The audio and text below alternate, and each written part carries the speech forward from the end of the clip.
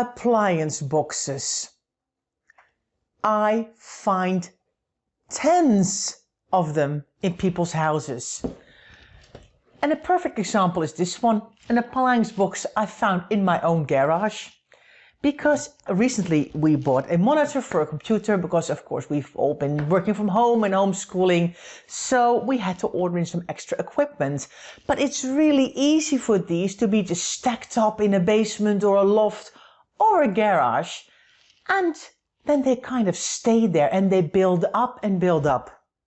So welcome to Ingrid's Insights this week, when we're going to talk about these because it seems a bit like a no-brainer, but people have loads of them in their homes because they think they might come in handy one day.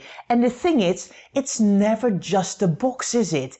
It's all the other stuff that's included as well that we need to deal with once we start to declutter these boxes. Because of course there's loads of styrofoam in these boxes as well that can't be recycled. So it's not just the box that we think, oh, we can recycle that, but all the other paraphernalia as well we need to make decisions upon.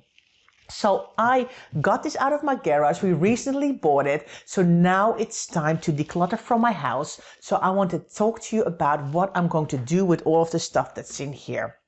So unfortunately, the styrofoam that I found in this box has to go. It has to be thrown away. Just like all of the little plastic bags where all the little parts were put in, and the case for the screen also has to go, the wrapper. Then I have found an extra plug, and it's a European plug. So I've got the monitor in use with the right electrical cord, but now this is a spare cord. So I'm going to make sure that this goes to the right place in the recycling center because I don't need a European plug. What I've also found is a whole little bag with manuals, locations of offices, the warranty, a user guide in 20 different languages. I know how my monitor works. I don't need to have a user guide that is probably about 80 pages in loads of different languages to know how this works. I don't need a little booklet from Acer with all of their offices around the world. It's just not something that I want to keep, so I'm going to recycle all of this. Now, before I break this box down, because I make sure I break it down because it's too big. If I put this in my recycling bin, my whole recycling bin is going to be full.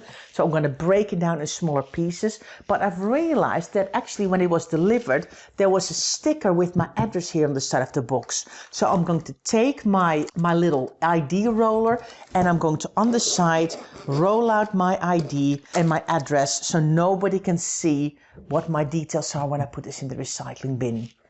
So that was Ingrid's Insights for this week. I hope you've enjoyed watching.